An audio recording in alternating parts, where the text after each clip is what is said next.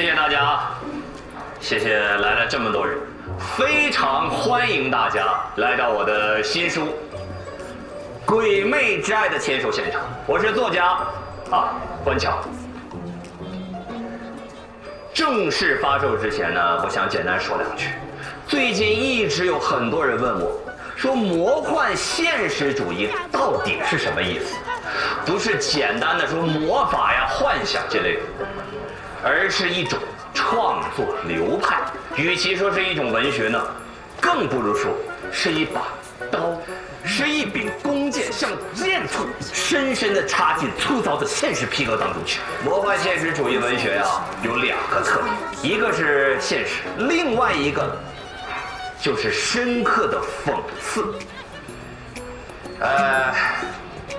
这样呢，就要求作为创作者必须要有足够的人生阅历。哎，小王，干嘛呢？说你呢。兵符什么煞？我写啥就是。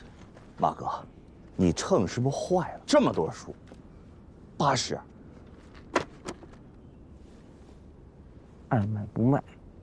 山淡淡那个花儿开哟。哦，周主编，关桥谁？我。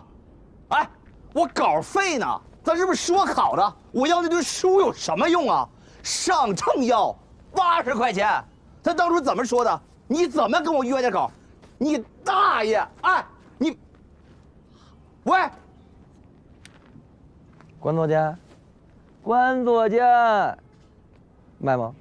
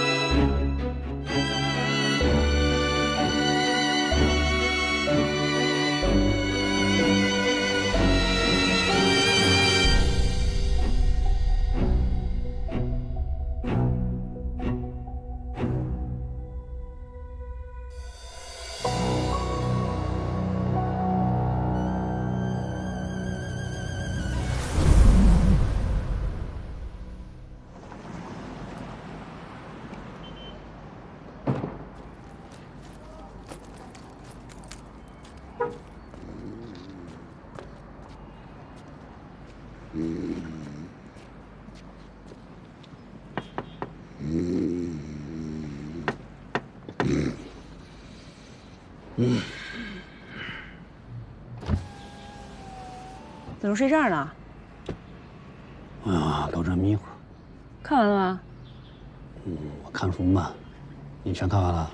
啊，我查了一下，当年网上有个论坛，专门讨论这些稀奇古怪的案子。关桥就是在这个论坛上连载的帖子，连载帖子的地名是库鲁，死者的姓名是程春。然后这个帖子在这个论坛上关注度很高，就有出版社找到关桥，拿到授权，改了改地名和人名，把它集合成册，发表了小说。小说的很多细节是当年那个案子我们没有公布过的，所以我觉得关桥可能知道一些我们不知道的。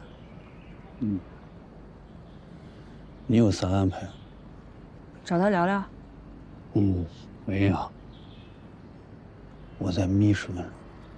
哦，里面。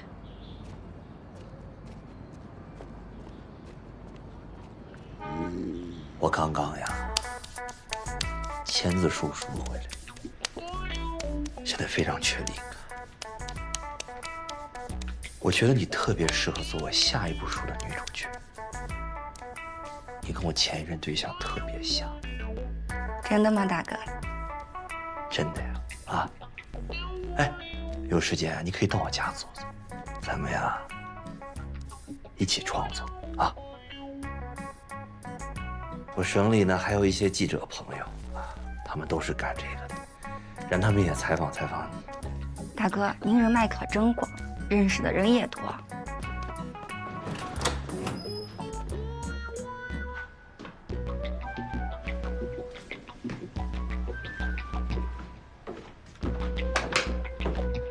啊，关桥，有点事儿找你，跟我们走一趟。啥事儿啊？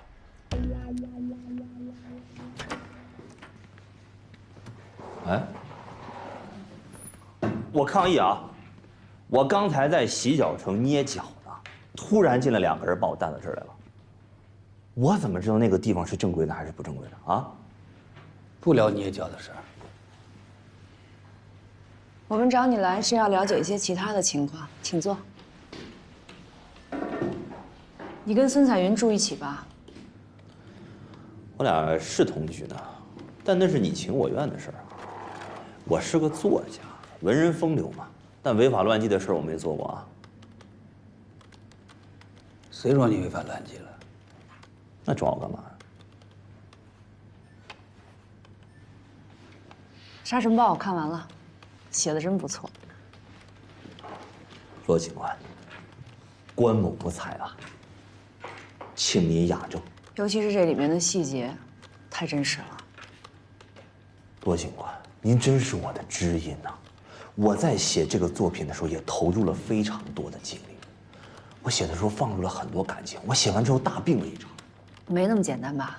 当然没那么简单了。哎，写完之后很多人扒我的身份啊，我的粉丝都知道我是个技术工人，还有人说我是什么那个大刘第2，就那个写科幻那个，把我看小了。那科幻文学怎么能？陈春认识吗？你小说里的这个女主人公春，跟现实生活中的程春，还有你小说里的陈元宝，和现实的丁宝元，在职业和社会关系上都高度契合，你怎么解释？那个案子当时多火呀！啊，那报纸、网上都查得着。哪个报纸和网上查得到丁宝元和程春有私情？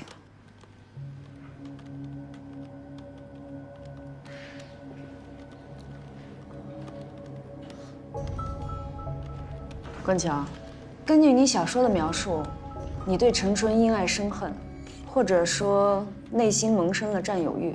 你觉得他背叛了你，所以产生了杀死程春、嫁祸丁宝元的想法。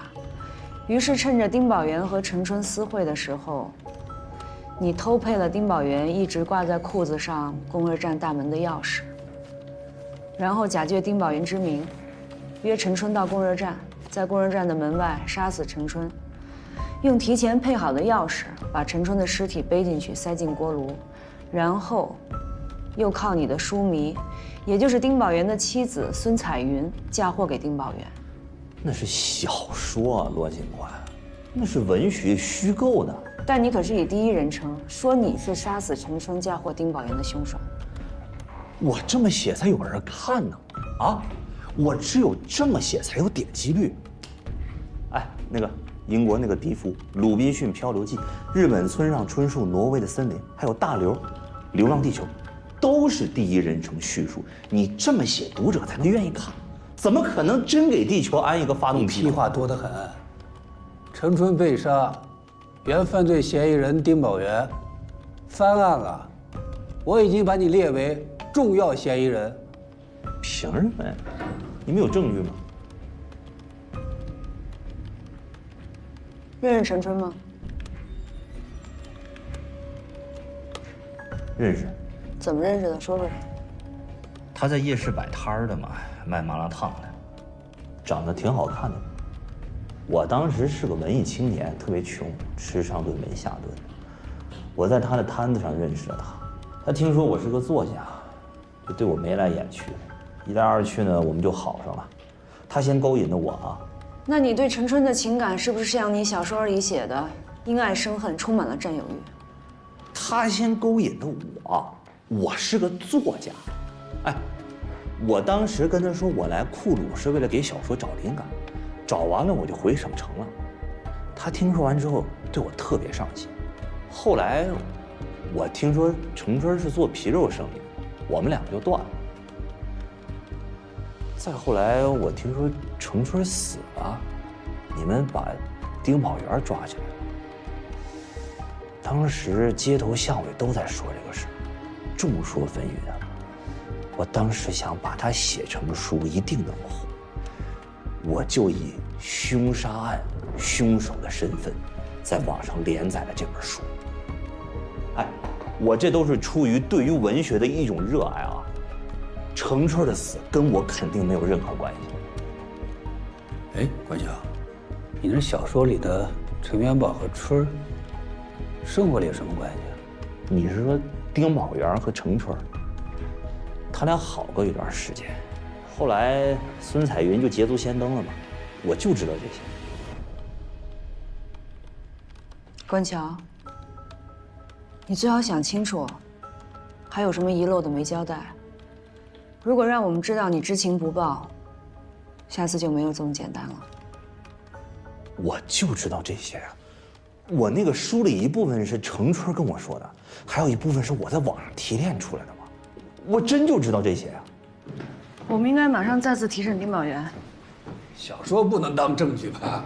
除了小说，我们也没有别的证据。那你说怎么办？你是领导啊，我配合你工作呀。哎，王处，您来了，给你介绍。王处啊，我陈江河，终于见面了。啊，江河同志，你帮我看看这是什么？这什么？就在226焚尸案的案卷里面夹着，跟证据目录对不上。好像见过，忘了在哪儿见。是不是档案馆里疏忽了，把别的案子的东西放进来了？不可能，不可能，不可能疏忽。小罗啊，哎，你跟江河同志再认真查查这个案子。好。哎，王处啊，给个机会啊，请你吃我们当地最好吃的拌面。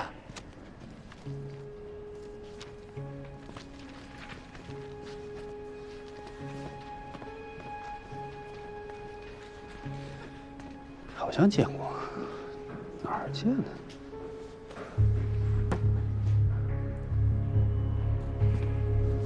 不会是别的案子的东西混进来的吧？我们在案子归档前都会经过仔细的检查，除了卷宗原件和备份的复印件之外，其他无关的东西不可能混进来。我请你查一下这个226焚尸案卷宗的借阅记录。最后一位借阅的是葛队，还借走了03年秋季扫黄打非专项行动的全部材料。03年秋季扫黄打非，我参与过抓陈春的行动啊。葛队啥时候还的这2个卷宗？是葛队出事以后，刘局长帮葛队整理完以后归还。刘长林。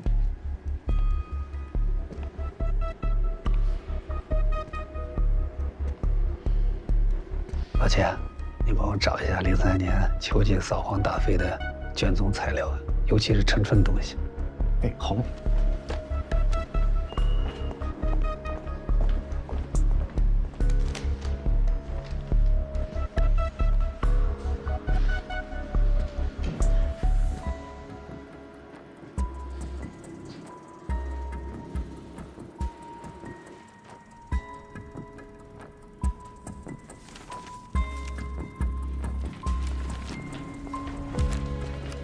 老陈，这就是03年扫黄打非没收的物品，陈春的物品和记录应该都在这里面了。好，谢谢啊。嚯，扫黄打非，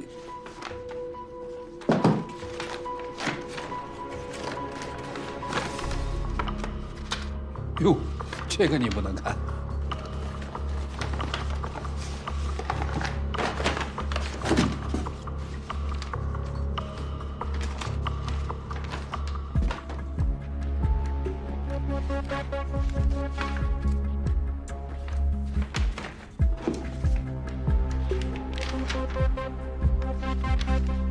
对上了。陈春的电话本。更像一个账本，有电话号码，前面没名字。对。后面有数字，这个数字是什么意思？账目为啥不留姓名？对啊，为什么呢？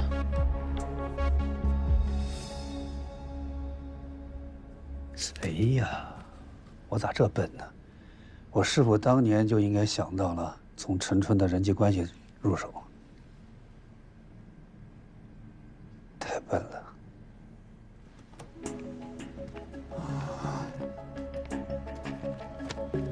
先把这个留着，看看别的。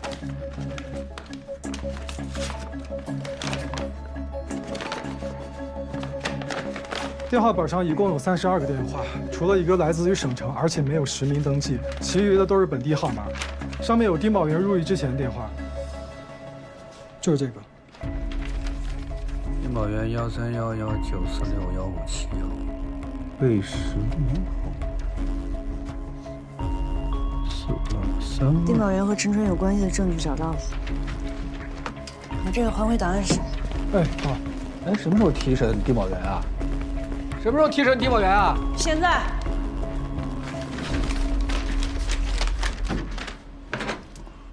这个是陈春生前的记账本，找找自己的电话号码。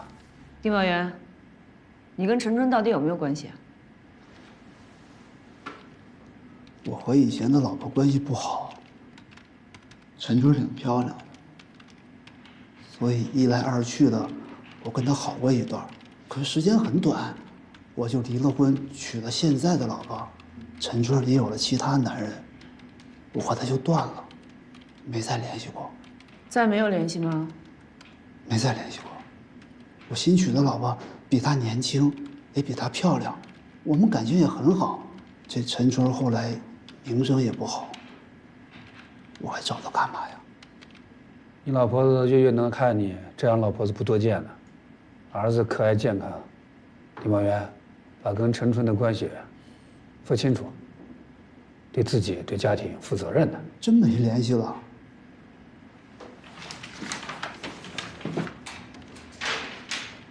这是陈春死前的3个月通话记录，看看有没有你的电话号码。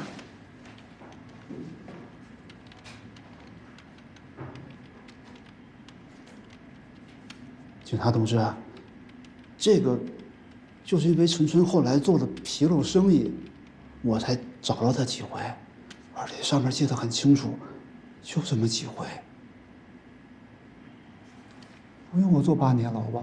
你的事情不止这几回。没别的了。丁宝元，你说你案发当晚去找马进才，是不是在路上碰见了陈春？然后他纠缠你，你把陈春杀了，塞进了锅炉。警察同志，这陈春纠缠我干嘛呀？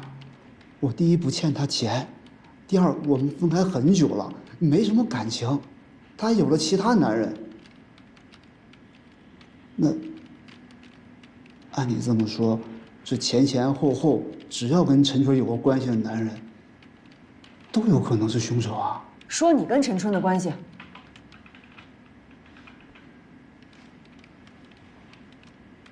陈警官，我听说你和陈春都是从洛车出来的，是不是你们也认识？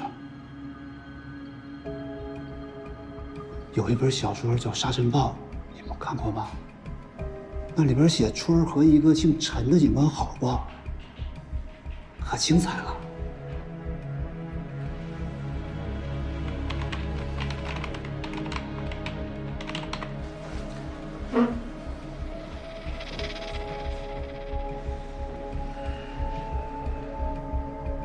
你这个松锅啥意思？就这本小说，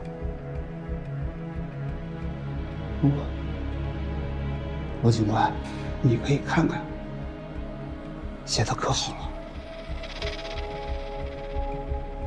我每天都看，写的可好了，太精彩了。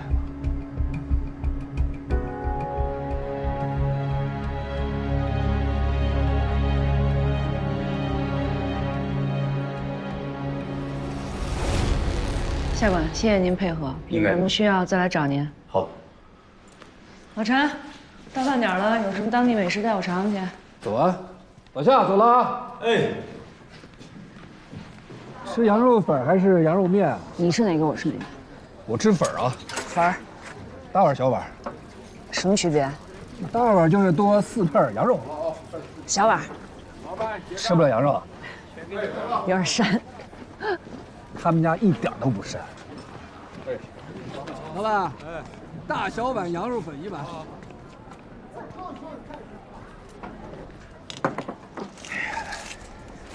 尝尝这个。哎，老陈，库鲁就这么大个地儿，人和人认识很正常的。正常。太小了，地头。你认识陈川啊？认识啊。你怎么没告诉我呀？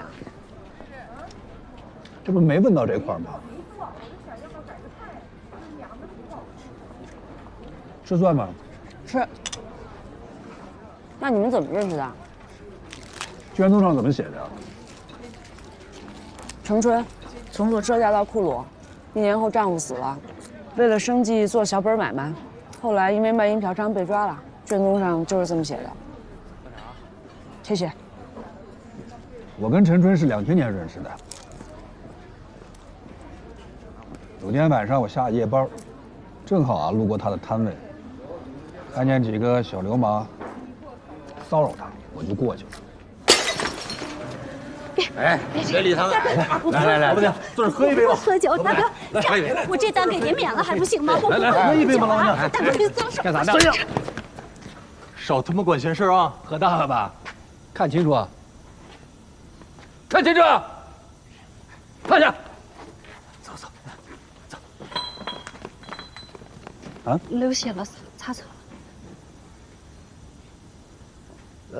来碗羊肉粉。哎。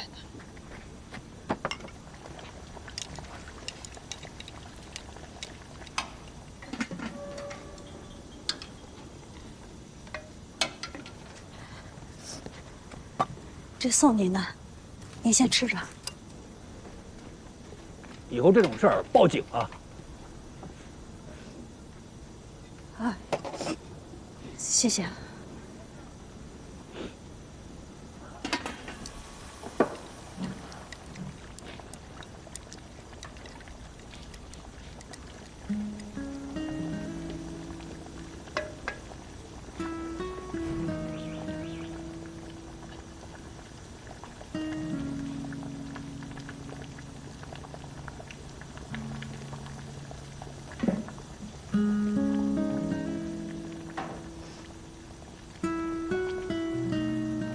后来陈春为了谢谢我，带着自己做的吃的找过我2次，第3次我就拒绝了。人家对你这么好，你为什么拒绝？这事儿不能给人家失望呀。卷宗没写这个吧？没看到。再后来，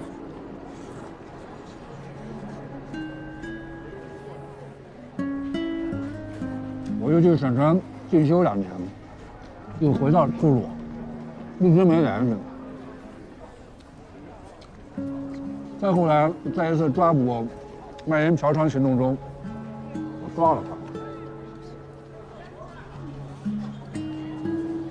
再后来，就是公社站发生命案，被害人陈春。官桥小说里的主人公陈春，他只是希望在这个小城里能生存下去，不被人欺负，所以他把所有的希望都寄托在男人身上，那是他唯一的依靠。哎，老陈，你有没有想过，如果当年你接受了陈春的示好，他的人生就不是今天这样？我瞎说啊。那很可能就是另一个版本的沙尘暴了。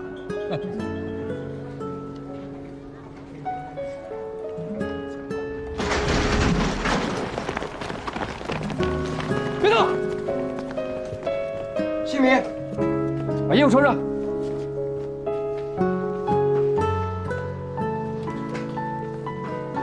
蹲着，蹲着，蹲着！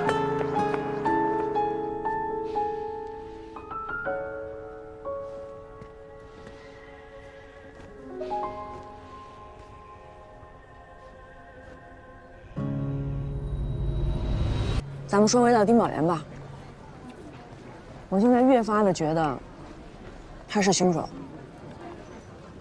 从咱们2次提审能看出来，他的外表根本不是现在这样人畜无害。首先，他有明确的作案动机，时间也对得上。那晚陈春10点钟还在街上，丁宝元去找马进才，2个人是有机会碰上的。陈春纠缠丁宝元，然后被杀了。丁宝元说了，陈春不止跟他一个男人有纠葛，为什么要等到他们分手的时候纠缠他呢？陈春跟丁宝元分手以后，丁宝元一夜暴富，陈春知道丁宝元有钱了，所以去纠缠他，这是有可能的。丁宝元当初承认杀了陈春，为什么不承认他们有关系认识呢？他承认跟陈春有关系，就会有故意杀人的嫌疑，量刑会更重。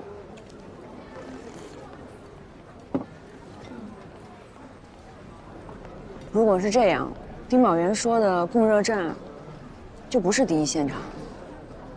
第一现场是在大街上，陈春最后出现的地方。也许，这最终是疑罪从无的案件。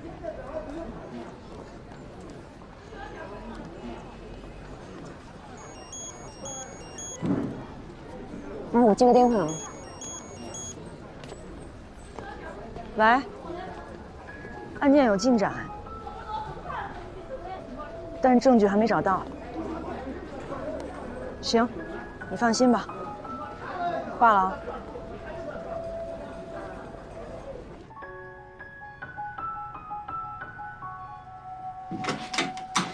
王老师回来了。哎呦，江河，你来了。你看看，你看看。我这么跟你说，孩子，你别老往这跑，往这跑的，办案子要紧。尿布换了，饭马上喂完。洗手吃饭吧，王老师。就不该给你配钥匙，洗手去。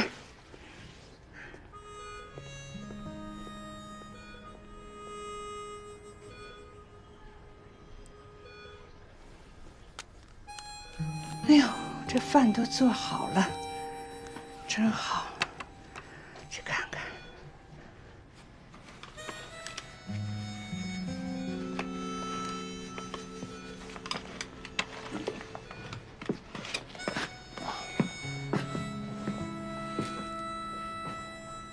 你快吃凉了。我暂时不吃。我刚才没忍住，饿了。先喝了2碗羊肉粉丝汤，哎呀，我消化消化。你苦命吃那个，这多好吃呀！我喜欢吃这个，真有长进，好吃是吧？好吃。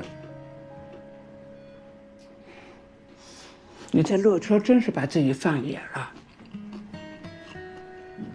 咋野了？自己干嘛不拾掇拾掇呀？我这不精神吗？你看你的头发长的。有点长。回头我给你理理发啊。不用，我找一个理发馆，找就剪了。花那钱呢？你师傅躺着7、8年，什么都是我给他拾掇。等我吃完了啊。行。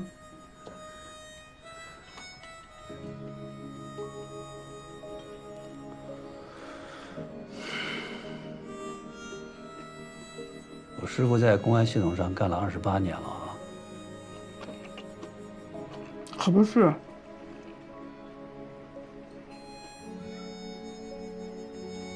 这些年来，我师傅有没有哪个案子心里不落地的？有，就工作站那个。咋不落地了？我感觉，从丁宝元判了刑，你师傅就添着心思了。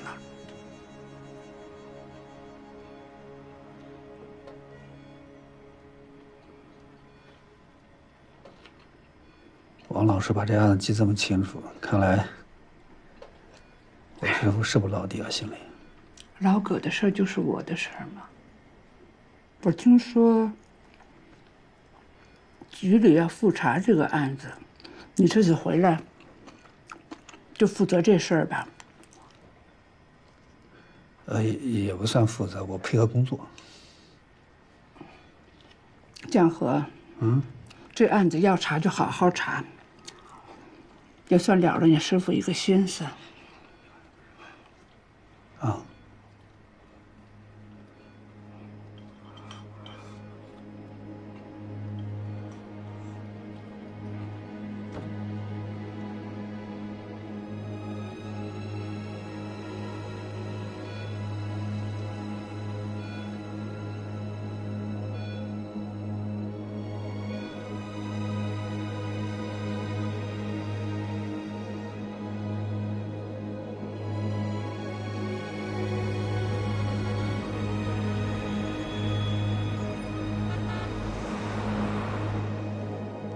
丁宝元，你认识陈春吗？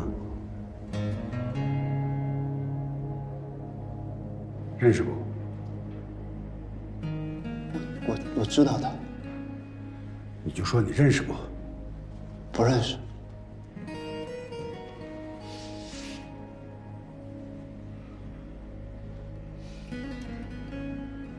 丁委员，你把那个作案的过程再叙述一遍。我是10点半回到站里，看见煤堆那儿站了个人，我以为是偷煤的，我就想教训他一下。我们这一班2个工人，我带班，一共3个人，钥匙只有1把，一直在我这儿。我用铁锹拍了他的头，他一下就倒那儿了。我没想杀他，我是打错人了，我也是为了保护国家财产呀。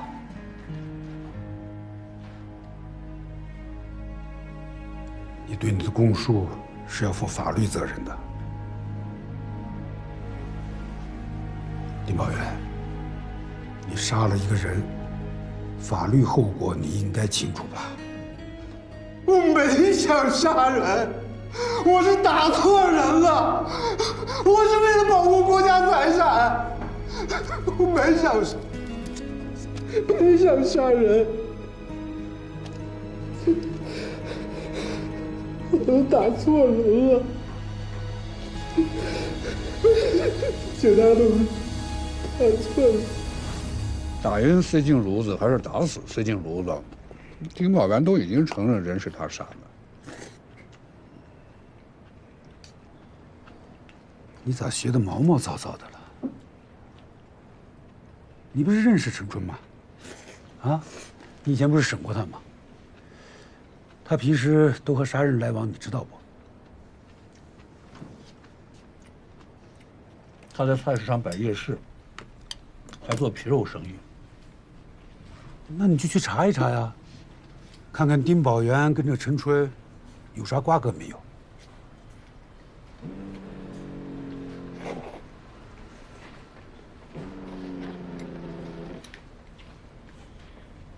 哎，老婆，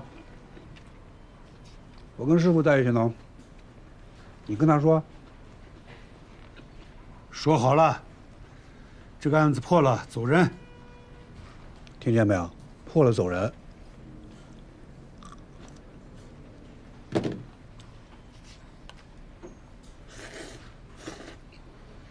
赶紧去查呀！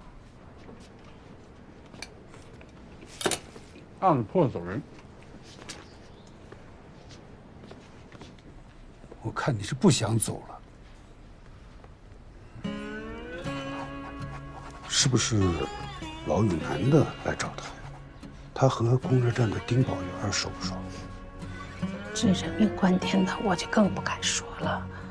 反正我是没见他们来往过。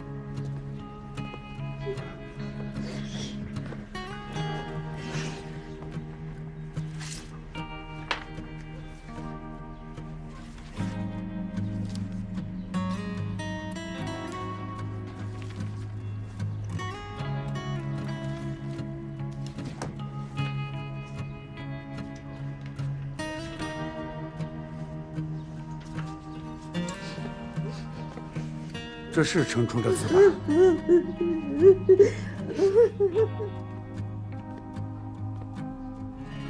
师傅，这案子能移交吗？拿啥移交？丁宝元不亲口供述了吗？光有嫌疑人的供述，没有证据配合，咋移交？拿啥给嫌疑人定罪呀？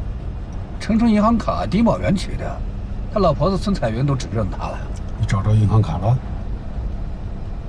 他老婆7年前他杀人了？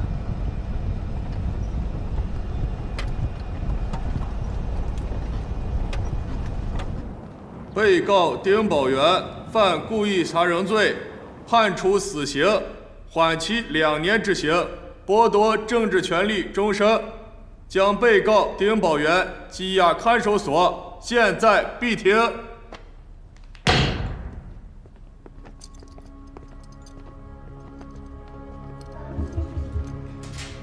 宝元哥，宝元哥，你放心，我一定会好好照顾孩子的。宝元哥，等我好消息啊！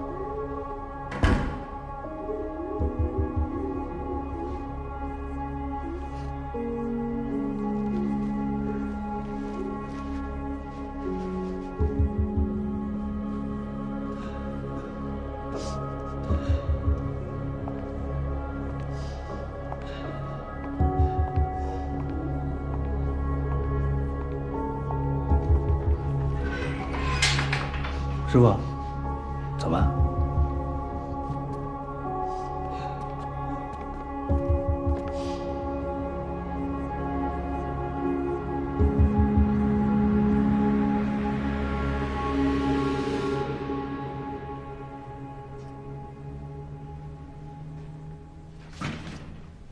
哟，加班呢？剪头发了？看出来了。小罗，今天你说那个丁宝元杀人动机，我想了想，觉得不成立。怎么不成立啊？我是这么想的啊，这丁宝元呀，不惧怕陈春把他们俩的私情告诉孙彩云，因为呢，他俩好啊，在前面，孙彩云后来者。还有就是孙彩云能攀上这个丁宝元，那就是路上捡到了一个大元宝啊。丁宝元不会因为这个勒索杀了陈春的。要照你这么说，他没有杀人动机，丁宝元就不是凶手。那他当年为什么供认自己杀了人呢？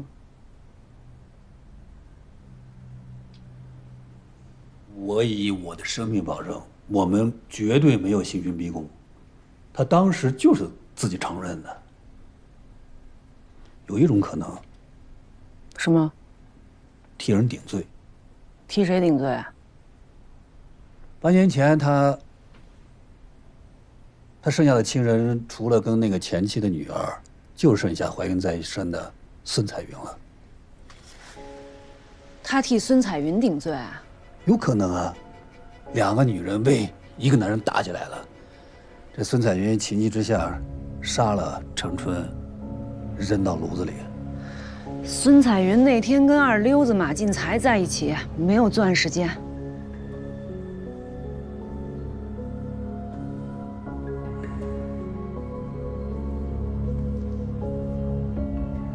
那就剩下刘三成、马良了。他俩联手不能吧？他俩要是联手，这纯纯从炉子里调出来，都烧成灰了。如果是他俩其中一个呢？你这是推断，你这也是推断。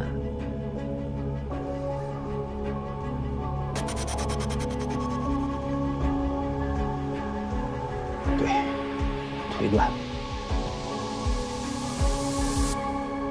在取证方面还是有进展的。进来。小罗啊，刘局、王处找我，怎么了？最近跟陈江河配合挺好吧？挺好的。案件有什么进展吗？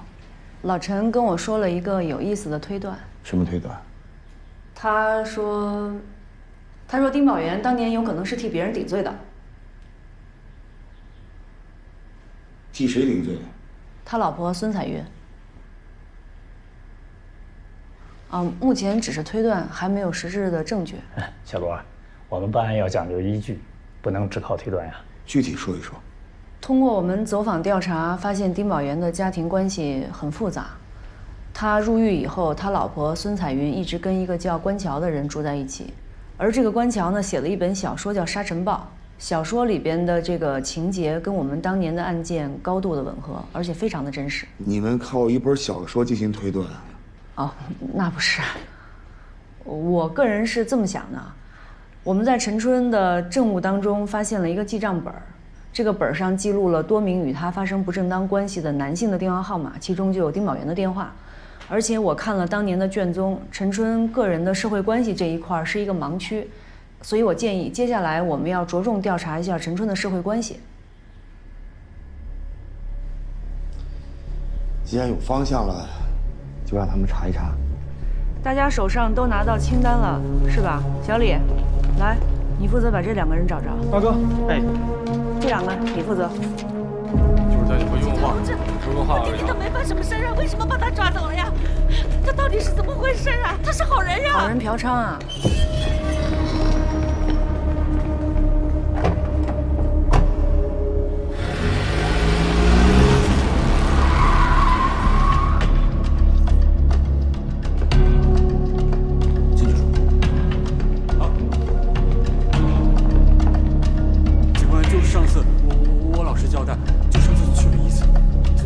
坐回去。我现在告诉你啊，第一天去吃了侯门羊肉，坐那。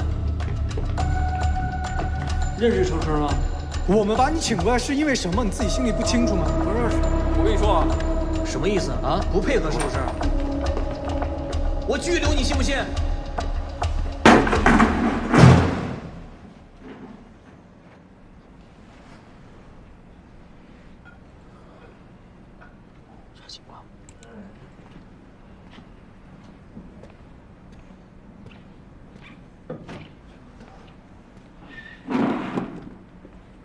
哎，老马，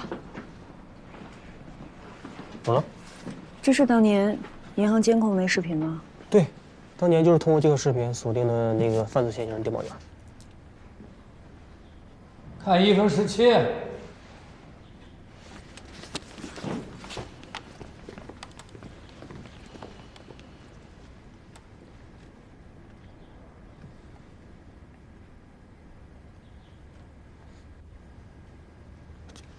这不就是丁宝元吗？看丁宝元只是现场的视频，有啥区别？这不还是丁宝元吗？没啥区别。没区别啊。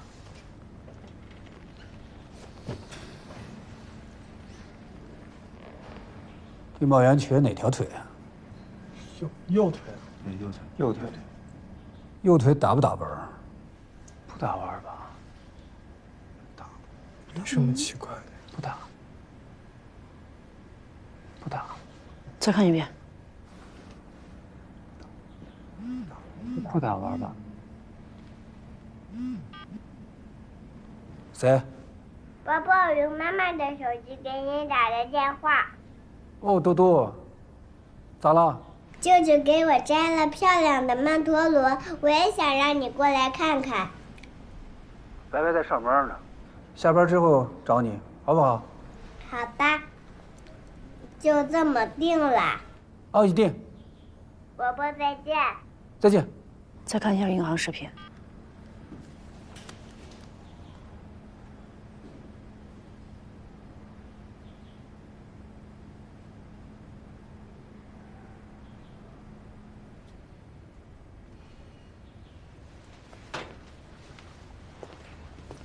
妈妈，再往前倒一下。2个视频丁宝元下台阶的姿态不一样，有人伪装丁宝元在银行取钱。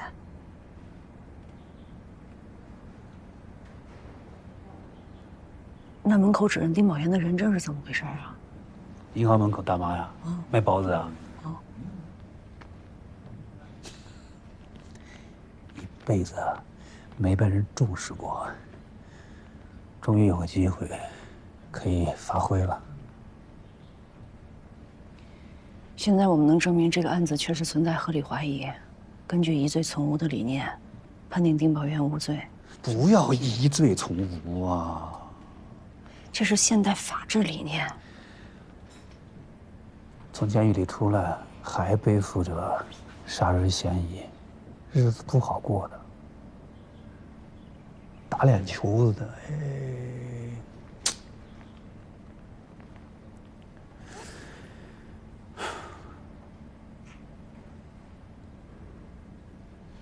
警队的希望们，别看，别跟我学。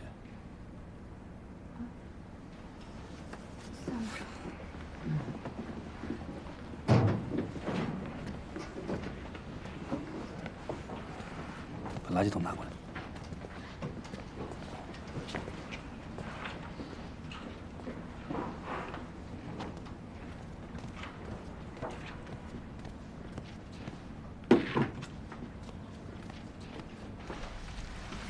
吃点水果吗？包个橘子。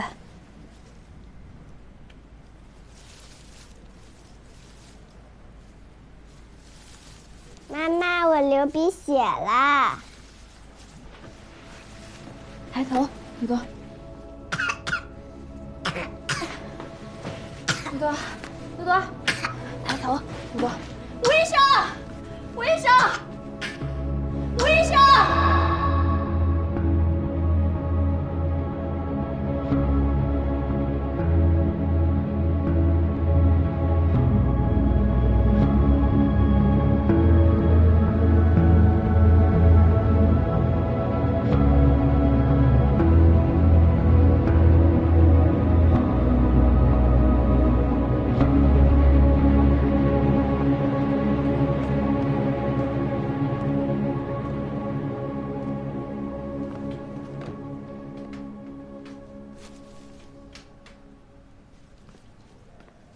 小姐姐呢？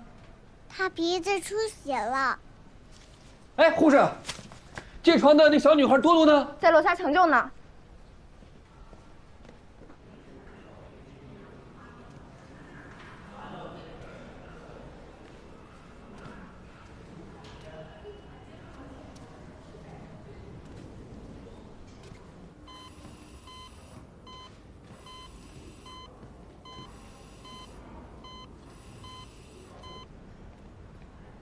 你好，大夫，我拿药。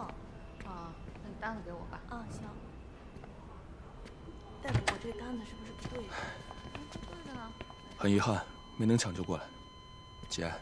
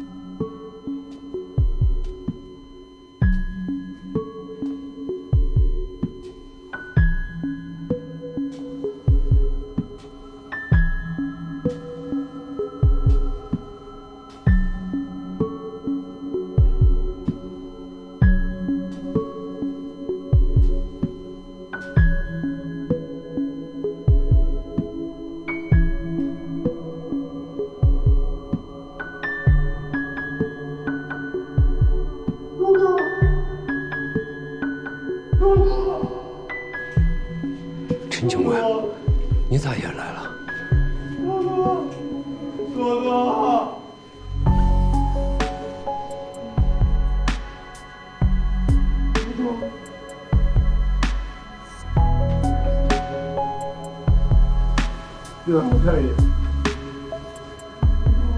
多多，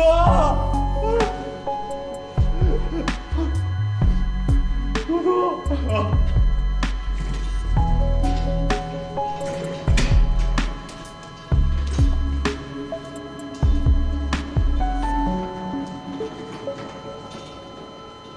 多多，草原的花就要开了。